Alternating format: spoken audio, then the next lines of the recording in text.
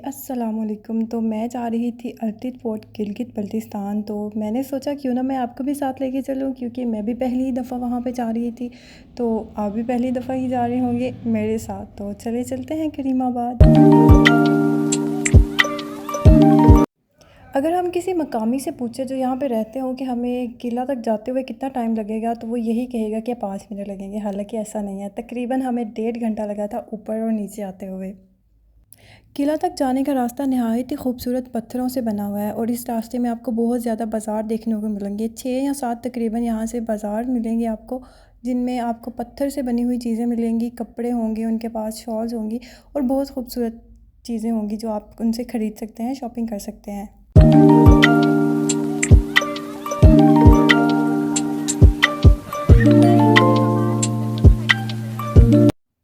इसी रास्ते में एक बाज़ार है जहाँ पे मुख्तलिफ़ किस्म के जानवरों की खालें भी मौजूद हैं। उनके पास कपड़े हैं, शॉल्स हैं, कारपेट है, ज्वेलरी है और पत्थर से बनी हुई बहुत ज़्यादा चीज़ें हैं जो आप उनसे ख़रीद सकते हैं। मुझे तो ये बाज़ार बहुत पसंद आया। आप बताएं कमेंट सेक्शन में कि ये आपको कैसा लगा। इनके पास हर तरह के ड्राई फ्रूट्स भी थे। फिर इसी रास्ते में आपको एक छोटा सा चश्मा नज़र आएगा जो पहाड़ से होता हुआ यहाँ से गुज़र रहा था और इसी के सामने एक बहुत ही खूबसूरत दुकान थी जिसमें वही चीज़ें थी जो पहले हम देख चुके हैं पहले बाज़ारों में।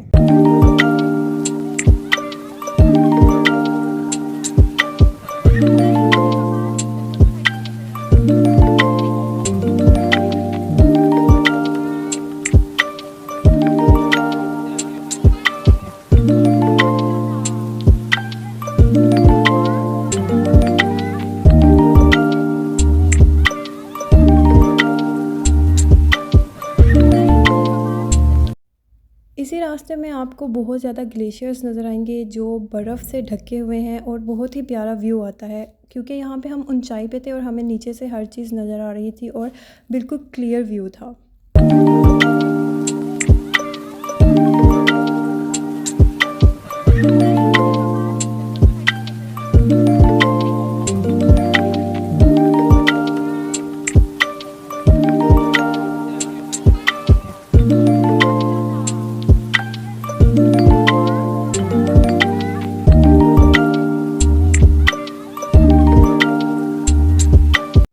और यहाँ पे हम किले पर पहुँच चुके थे और हमें हर तरफ बहुत ही प्यारी पहाड़ियाँ नज़र आ रही थी। कुछ ग्लेशियर्स थे, लेडी फिंगर थी, हर तरफ पहाड़ियाँ ही पहाड़ियाँ थी और हरियाली ही हरियाली थी और बहुत ही प्यारा व्यू नज़र आ रहा था। हमें किले के अंदर तो उन्होंने पहले नहीं जाने दिया, क्योंकि वो कह रहे थे कि यहाँ पे थोड़ी देर रेस्ट रूम में आप रेस्ट कीजिए, पानी पीजिए, देन आप किले में जाएंगे। तो यहाँ पे आप देख सकते हैं कि ये वो फोर्ट है। इसके बारे में कहा जाता है कि तकरीबन ये 8 से 900 साल पुराना है और पहले भी यहाँ पे एक किला मौजूद था। फिर हुंज़ा के जो मीर थे, मीर सलीम थे, उनकी वालदा थे और उनके वालिद थे, तो उन्होंने ये किला आगा जान फाउंडेशन को दे दिया।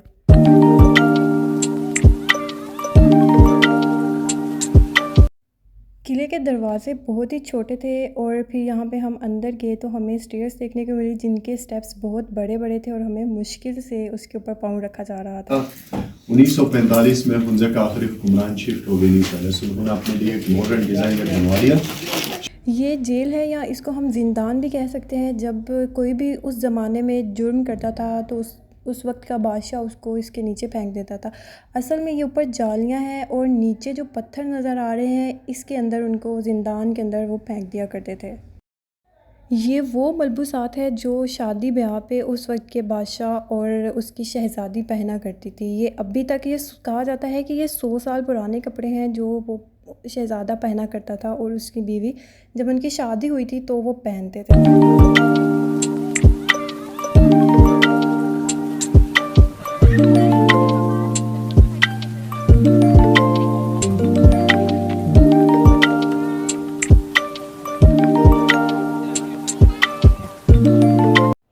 ये मीर सलीम और उनकी वालिदा जो 2006 में इंतकाल कर गई थी और उनके हस्बैंड, ये हुंज़ा के मीर थे और इन्होंने ही ये किला आगा जान फाउंडेशन को दिया और उन्होंने इसको एक म्यूज़ियम की शक्ल दे दी और आम लोगों के लिए खोल दिया।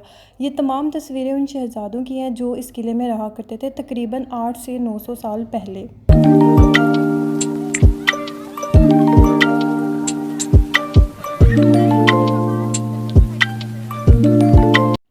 इनका कहना है कि ये तकरीबन 100 साल पुरानी बादशाह की चादर है, उसकी कुर्सी है ये और उसका टेबल है जिस पे बैठ के वो शोरा से मशवरे किया करता था। और इसी के साथ यहाँ पे 100 साल पुराने बर्तन भी मौजूद हैं और हर किस्म की चीज़ें जो वो इस्तेमाल करते थे वो तमाम तर अशिया इसी किले में पड़ी हुई हैं अभी तक। ये वो कमरा है जहाँ पे बादशाह गर्मियों में बैठा करता था और मौसम को एंजॉय किया करता था। इसी के साथ जो ये फ़ोन नज़र आ रहा है, आई मीन टेलीफ़ोन नज़र आ रहा है, ये तकरीबन 100 साल पुराना है और इससे वो राब्ते में रहा करते थे। चाइना में जो लोग होते थे उनसे वो राब्ते में रहा करते थे।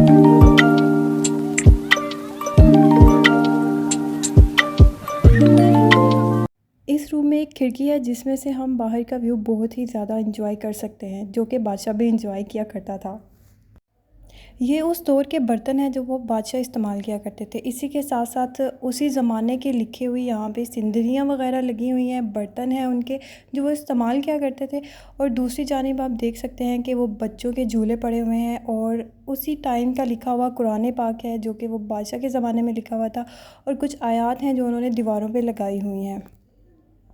इन शीशों के बारे में कहा जाता है कि ये 100 साल पुराने हैं और ये बादशाह के दौर में ही बने हुए थे और अभी तक ये महफूज हैं।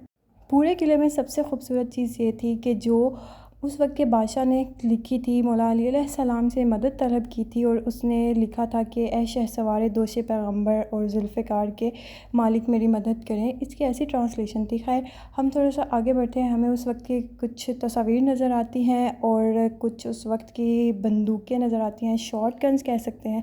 इसी तरह हम थोड़ा सा आगे बढ़ते हैं तो हमें बहुत ही खूबसूरत व्यू नज़र आता है। हमें लेडी फिंगर नज़र आती है, चश्मे जिसमें से बह रहे होते हैं। अभी वीडियो में तो वो कैप्चर नहीं हुआ बट हमें उसकी आवाज़ सुनाई दे रही थी। ओके, तो हम यहाँ से किले से बाहर आ गए थे और मेरी वीडियो यहाँ पे ख़त्म होती है। और अगर आप कभी भी गिलगित बल्तिस्तान आते हैं तो यहाँ पे आना मत भूलिएगा। करीमाबाद में यहाँ पे बहुत ही प्यारा और कदीम फ़ोर्ट है जिसमें आपको बहुत ज़्यादा चीज़ें पुरानी देखने को मिलेगी। तो अगर आपको मेरी वीडियो अच्छी लगी हुई तो प्लीज़ लाइक कीजिएगा, कमेंट कीजिएगा, सब्सक्राइब कीजिएगा। अपना ढेर सारा ख्याल रखिएगा, दुआओं में याद रखिएगा। अल्लाह हाफ़िज़।